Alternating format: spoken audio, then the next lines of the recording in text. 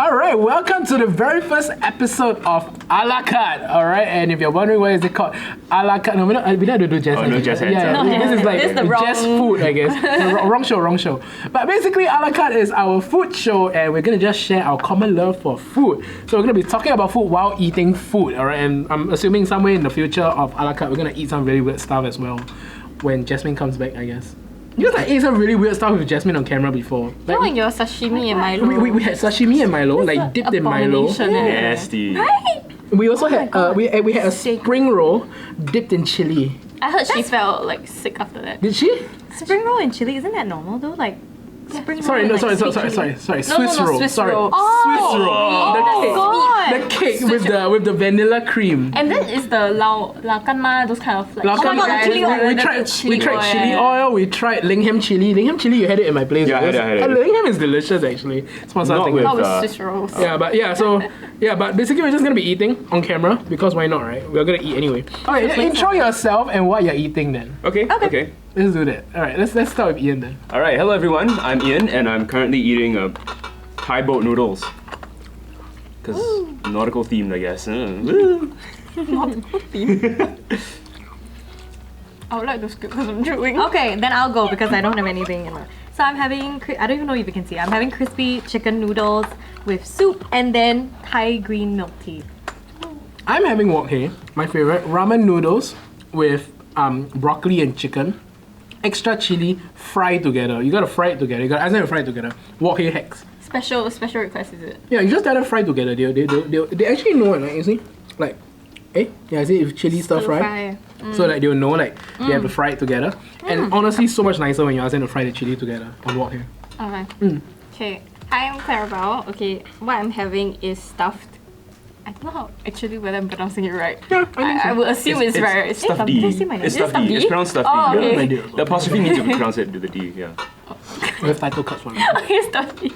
And I'm having, okay, usually I order a burrito bowl, but I have no idea what they gave me this time because there's a mix. Yeah, burrito bowl with mashed potatoes and the rice, and then chicken, and then salsa and Thai chili. So good. The combination's like Immaculate. yeah. It's a must try. Like the Sour cream and Thai chili, really. It's really good. Like it's just like a little sweet, a little spicy, and then that cream, right? It gives that. It's just when it mixes everything together, right? It looks very unappetizing. It tastes so good. Oh yeah. Some foods are like that, Yeah. I made my mom addicted to it at one point. Yeah, because it was such a good combo. I forgot who introduced me this combo, but it was really good. Oh, and we have a sharing platter situation in the middle of the table. No, you're right. The chicken is delicious. Yeah. Right, thanks. So by the way, if any of the brands that we just mentioned want to sponsor us, the sponsorship door is always open. Right? So go ahead and drop us a DM or kind of drop us a message in our comment section. Or if you like to sponsor us your food to try, that's right. The door is always open. So as always, be sure to like, subscribe, and comment on this video if you want us try anything funny, anything weird. You want to see us suffer, go ahead. Or anything nice for that matter. We could Oh yeah, we could do nice every once in a while. Yeah, right? Yeah. I mean, that's highly unlikely, but I mean, we could. Alright, but anyway, we're talking about cooking and signature dishes. So, what would you regard as your signature dish? I think I do a pretty mean seafood pot pie. Oh Wow. Okay. Yeah, I'm sure you guys have had it before, right? Nope. Nope. Nope. I don't remember you ever offering me one for chalet. seafood pot Sure. pie. He said yes. Wait, this is a Friday night, right? That means I have to bring it to office. Okay, yeah, so it's like it's a bit like a seafood chowder base, but it's like extra thick. So you've got like a base of like chicken stock with the chicken meat, some random clams, mussels, that kind of stuff. And all of that is kind of wrapped on top with a bit of puff pastry. So you just chuck in the oven. And here's how it works, right, is that you gotta start with the paste. You stew it, you kind of create the chowder from scratch with a bit of like chicken stock, a little bit of seafood, kind of boil it together a bit with some vegetables as well. Throw in a bit of Do you make your own stock flour. or do you buy like instant stock? I could make, but these days I prefer to like just use instant stock. Okay. I use Knorr chicken stock, made with real chicken and Knorr no stock MSG. Marco Pierre White endorses that. yeah, Marco Pierre White endorses it, correct. If he So- says it's right, then it's right, you know? Yeah. You stew a chicken stock together with a bit of chicken, a little bit of like random seafood bits, some vegetables. Then you throw in a bit of, once it's kind of thickened, you throw in a bit of like butter and flour to make a little bit of a roux, right? Make it a bit thick. Chuck into the oven to make it, to thicken it up a bit more, like kind of like coagulate it a bit more. It's a very unappetizing word, but anyway, once that's cooked, you pour it into like a wide dish pan. Make sure it's kind of full to the brim, and then you put on your puff pastry. You can make it at home, but because I'm quite busy these days, I prefer just to buy the ready-made ones from like Red Man or Poon Huat. You know, so just kind of. Actually, I kind of realized that all these ready-made pastries are actually pretty good. Yeah, very decent, very decent. Yeah. If you don't have puff pastry, one life hack you can use is frozen prata. Oh, Really? that's good. Yeah, Frozen that's prata true. is That's true. the bomb. I don't have any like name drop. Maybe Sing Long. I don't know who does that, but Sing Long, if you're out there, please sponsor us as well. Yeah, then you chuck them to the oven, let it rise, and basically you have a puff pastry. Very easy. I got a question. Is your Yeah. seafood fresh or it's like those frozen packet seafood? You could go either way. What I really like to do actually is get the dried seafood from the Chinese like herbal shops. You know, because those are dried, right? They pack a lot of flavor. They've got a lot of they have a lot more umami because it's like concentrated down from like Oh, like the fresh dried seafood. scallops. right. Yeah, the dried Dried scallops, scallop, dried clams, that kind of stuff. You fry it. It comes out very fragrant, and that's kind of what I like to use instead of the fresh stuff. Oh, Yeah. Interesting. That's my little spin on the thing. Nice. Yeah. Sounds good. He's a chef or whatever. He's a 2 but can cook. Oh, that's all the way up to 7 at least. Oh, thank you. It's very generous. Really? I like to think so. No. Okay, I feel like it depends. Like for example, we're talking about relationships now, but like if my partner, like for me, right, it is not a requirement that my partner has to cook because I can cook. So I Okay. don't really care whether she can cook or not. Yeah, so that's my like. But I know some people like it when their partners can cook, right? Oh yeah. I Yeah. mean, it's a comfort thing, right? It is. It's good to know because when you actually divide up your like chores at home, sometimes you could be tired, and then if the other party like can cook, it's a blessing, right? Yep. I mean, it is very nice. It's a if my- plus point, you know? Yeah, it is a plus point. It is a plus point. Like, I don't look for it, but if my partner can cook, oh hell yeah. Yeah, Right? it's like if your partner can sing. Again, not Yep, necessary, but great Yeah. plus point. Right? For sure, And, for sure. and when you can do it together, sing together, cook together, stuff like that, right? Oh yeah, for sure. Right? So Clara, what's your signature dish? Okay, so I'm more of a baking girl rather than a like pasta like I don't know what Cooking. cooking person. So I think it would be apple pie. Yeah, apple pie. But it's like the small not apple pie, sorry, apple crumble. Ooh. It's apple crumble, yes. I've had your apple crumble before. I Yeah. agree. So the trick is that you have to put I think it's demerara sugar inside your Sorry. Say that again.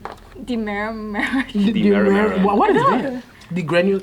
It's not You gotta put the demerara sugar inside the apple pie. Apple pie. So what is that? it's a specific type of brown sugar. Is that brown sugar? Cane sugar? I'm not sure. Okay, it's okay. We'll put it in post so you know exactly Yeah. what we're talking about. But it's really good. You mix it in with the crust, so when you bake it, right, it doesn't like fully melt inside the crust, so you get these crunchy bits, which makes the crust so addictive. Like when I make my apple pie, right, apple crumble. Sometimes I make extra crust just so I can eat because it's really good. Like once you bake it, it's like so addictive. It's like it smells like, but it's not good for you because it's a lot of flour and butter mixed into that. But still very good, very good. Yeah. It's simple. It's a simple dish. It's a warm. It's kind of like a cuddle, right? Like a warm Aw. cuddle. Do you have a specific way of preparing your apples? Add lemon. Definitely have to add a bit Lemon? of lemon. Yeah, you have to add a bit of lemon. You also have to. Okay, a trick is to put them in salt water when you cut them. The apples? Yeah, the apples. But you don't soak them for a prolonged period of time. Like before you cut them, right, you just put them all in a pail with some salt water.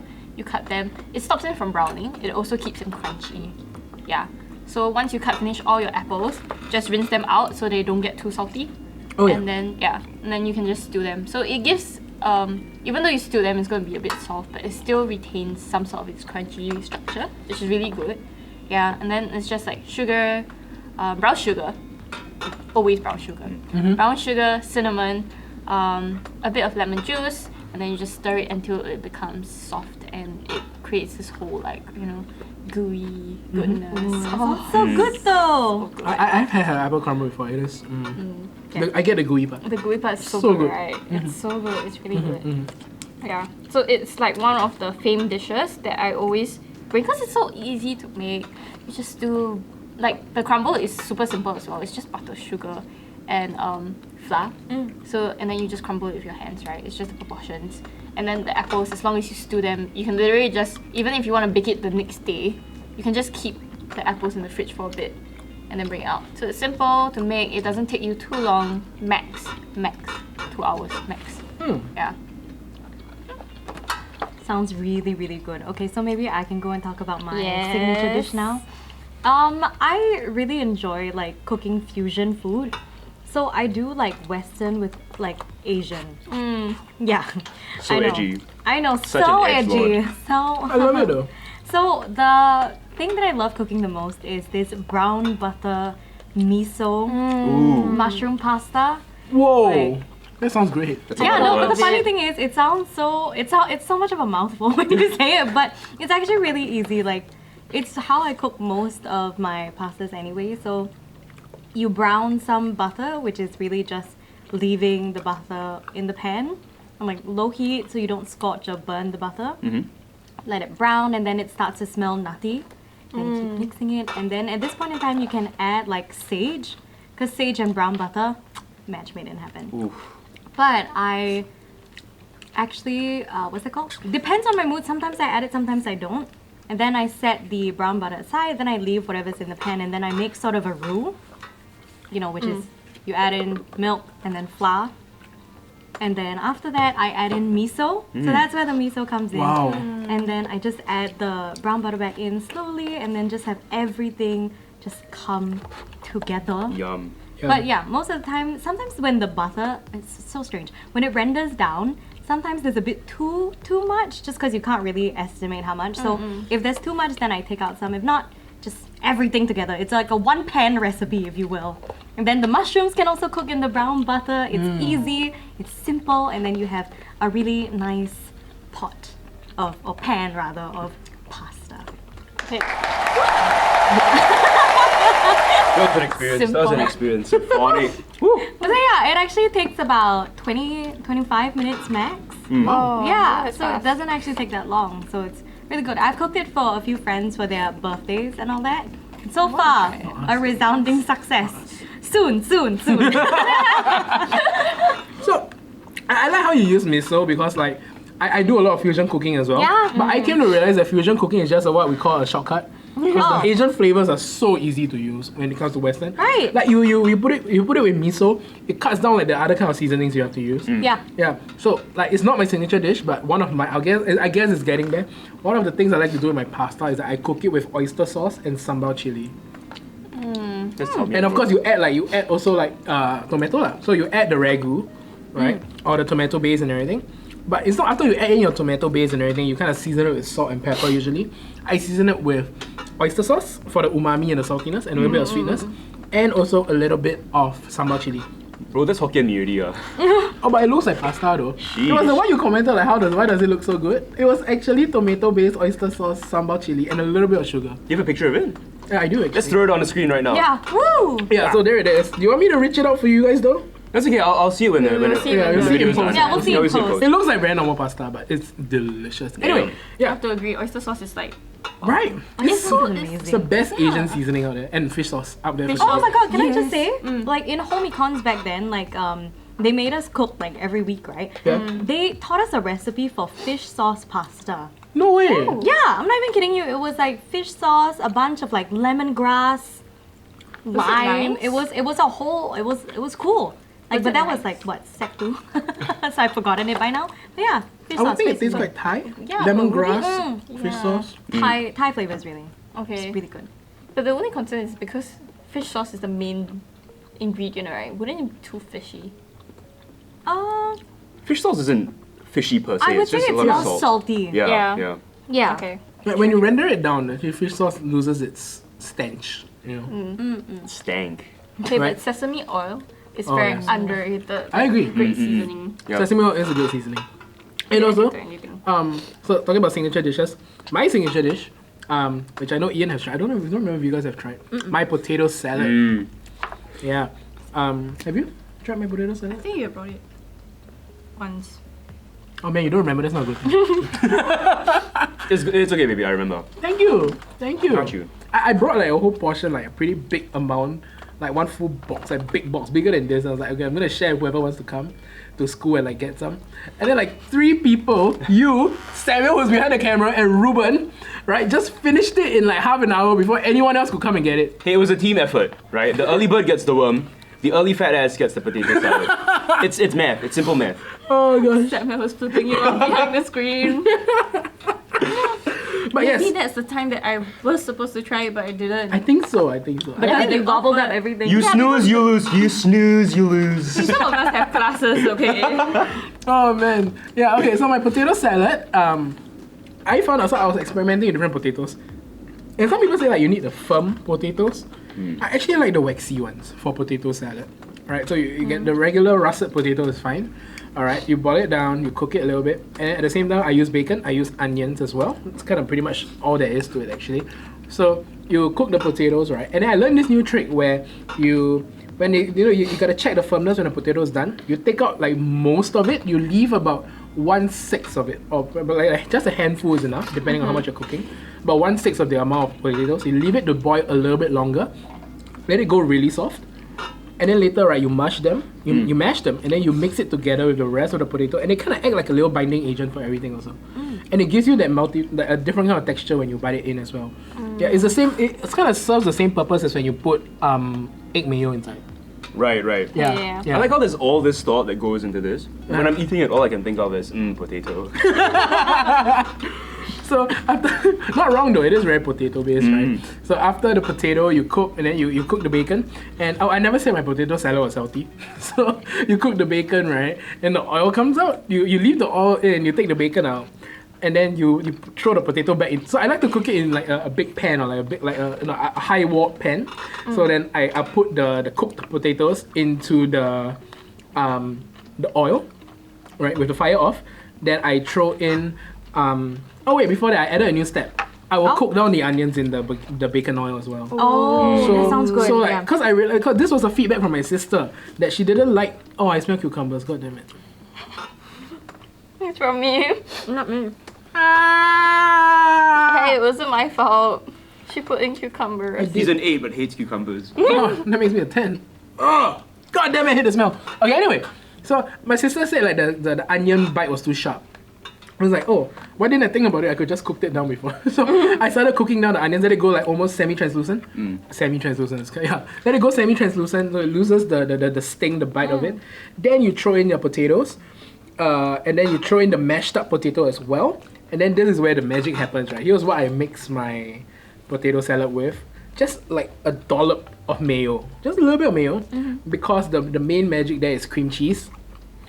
Also, a splash of milk to hold it all together. A little bit of butter for the flavor, unsalted. And also mustard. Yeah, and you need like the kind of honey mustard, the black kind. The black honey mustard kind. With the little The seeds greeny in- kind? Yeah, the greeny kind. Yeah. Then you mix it all together, and then the residual heat, you don't have to turn on the fire. The residual heat from the potatoes and everything will kind of melt everything down. And you bind it all together. Then you add a little bit of parsley, a little bit of black pepper if you want to. Then you top it off with the bacon. Oh, wow. And that is like my magic. And the secret ingredient is mustard.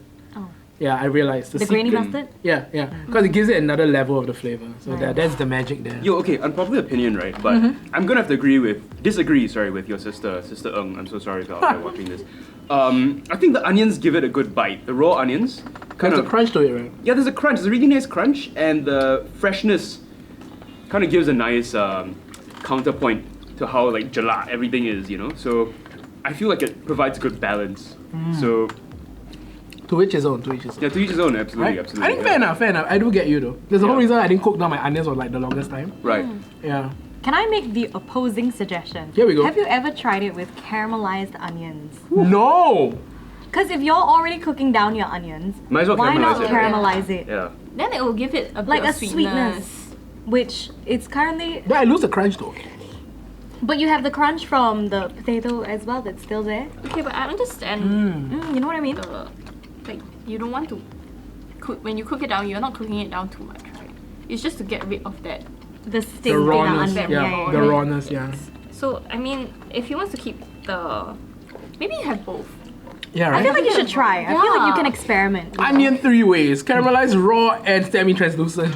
Yeah, I don't know why, but I feel like that would be nice. You know what it kind of reminds me of? It's like if you have a burger and then they give you a side of like mashed potatoes, and then while you're eating, you know, all the juices collect, and then it's over it's like gravy for the potatoes. That's what I'm thinking of. I feel like you should try. No's Burger is coming soon. No, but is there like a dish that you really wanted to perfect or like master? For me, it's souffle. I feel like that's tough. So if I could ever try to perfect a dish and eventually have it become a signature of mine, souffle is probably high up on the list. Oh yeah, souffle is a really skill-based kind of dish. Yeah. I've never tried. I've always wanted to hand make pasta.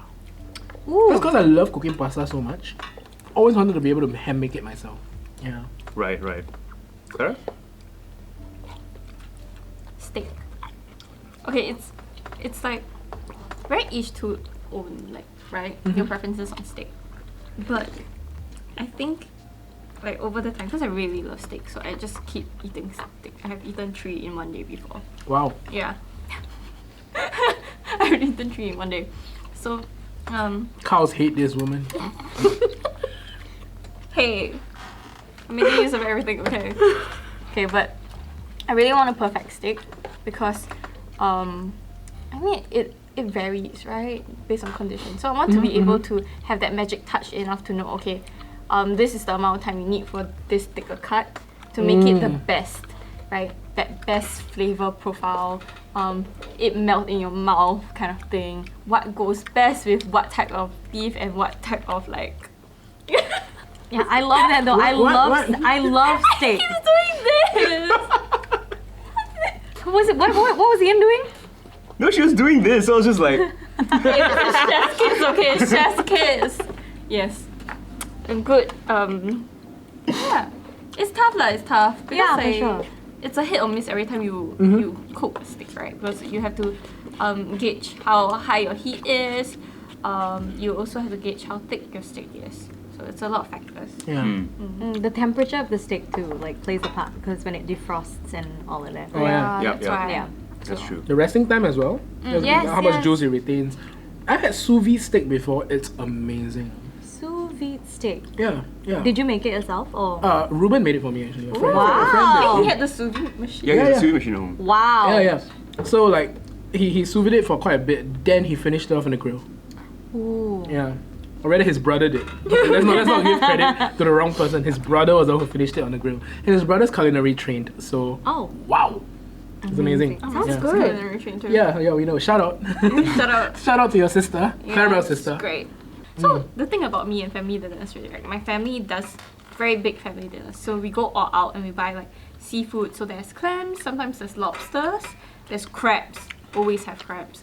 Wow. There is usually some type of soup. It can be Western soup or Chinese soup. Yeah, and then like either beef, so steak. We did roast beef before as well. We did roast Christmas. We had roast ham. At one point, we tried to do a turkey. Oh. You all make the ham? No, we just buy. But then like we add like our own like twist on stuff, right? Right. Like honey baked ham, and then you glaze it.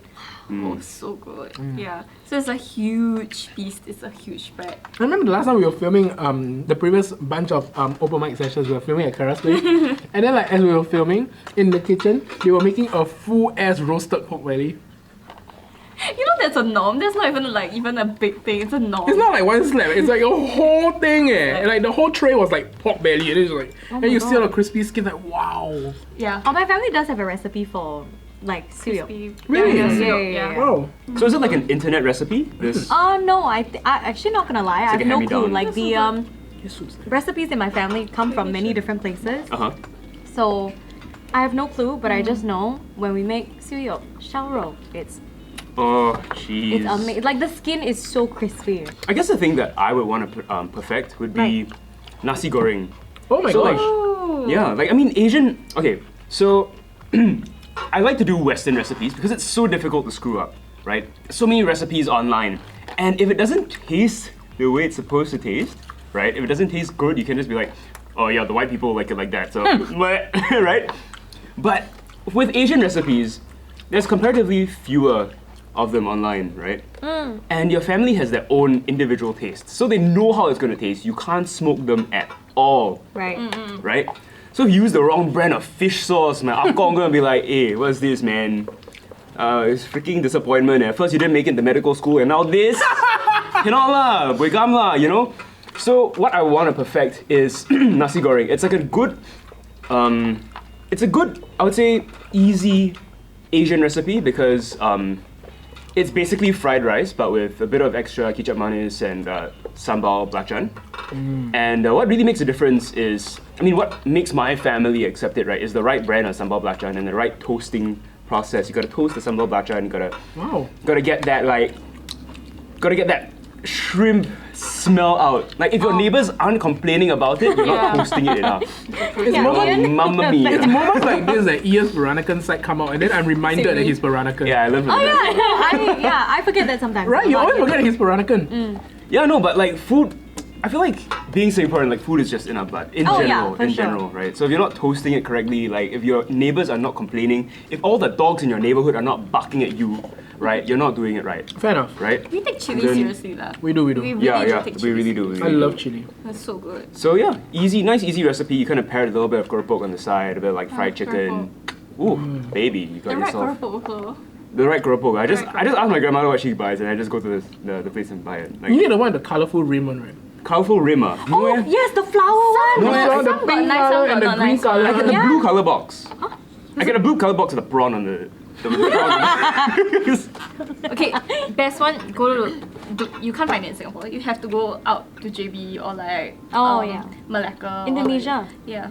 Either Indonesia or Malaysia has really good keropok. What brand is it? I mean, Indonesia has really good keropok. We bought keropok from one of the seafood restaurants Ooh. in JB. Ah man, Sheesh. realized that we had like Jasmine's input here.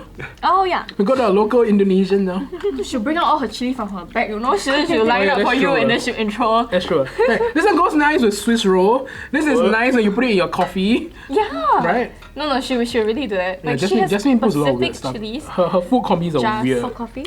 I don't know. I won't be surprised. No, but she doesn't drink coffee. Oh yeah. Yeah. For her milk then. No, she doesn't drink She milk. doesn't drink milk. Her tea. She's lactose intolerant. She's everything intolerant, to be fair. Not wrong. Yeah. No, really not. Jasmine's not here, just like roasting the hell out of her. No, but this thing came out. Okay, so like, the girls and I were planning on a trip, right? To go on a graduation trip. Wow, it was so difficult. Okay, because they really wanted to go Korea. So I was Okay. telling Mel this. Oh And I was yes, telling Mel this, and I was begging her to go with me because the two of them are okay. So Mira's not that tough to handle. Mira just needs halal food. Jasmine though, Jasmine, she is pescatarian. She can't eat. She can't have dairy. She doesn't eat bread. She doesn't like pizza either. Certain fruits she does not like. I think like fish she's fine with. So the only things that she Yeah, but eats, she doesn't even like fish that much. Yeah. Right? No, she eats Pacific fish, so only salmon fish. The rest of the other fish, it's like must be fillet kind, you know. Yeah. So it's like difficult. You have to juggle the halal one, and then you have to juggle this person. Yeah, because you know, like Korean fried chicken would be a good option, but she doesn't eat. Neither of them. Barbecue. Right. Oh, Barbecue. God, yeah. Jasmine can't eat because she doesn't eat meat completely. Does anybody eat the barbecued veggies? Okay. She will eat the mushroom, the barbecued mushroom. Right, And that's about it. It's so sad. You see, this is why I begged Mel to go with us. I would have cried. I'm more than happy to. cried, you know. Oh. Well, I think we have all able. Let me try it again. It's not able. You've all able. Well, I think able. we were all able to share our what? Are you okay? She went. I saw. Well, we were all able to share our favorite dishes, our signature dishes, and also, we want to share some food with all of you. So let us know what are some things you want us to try, and if you have some very nice recipes you want us to try out, share with us in the comments. Maybe one day when we have the budget, we can do a cooking show also. Yeah. Right? We can do like a live ala-carte cooking show. Right, and then we'll try not to mess up on camera. It'll be quite funny though. But for now, thank you for joining us. The mic is open. Wait, this is the wrong show. Yeah. The table is set. So come here and eat your food, alright? Did you just pull that off your ass? I did. The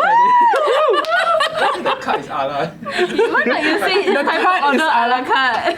Oh, shoot! My God! Well, we've had a lot of fun with all of you joining us. Be sure to like, comment, and subscribe to Open Mic. Thanks for joining us. We'll see you all in the next episode of A La Carte. Bye-bye. Bye-bye. Bye.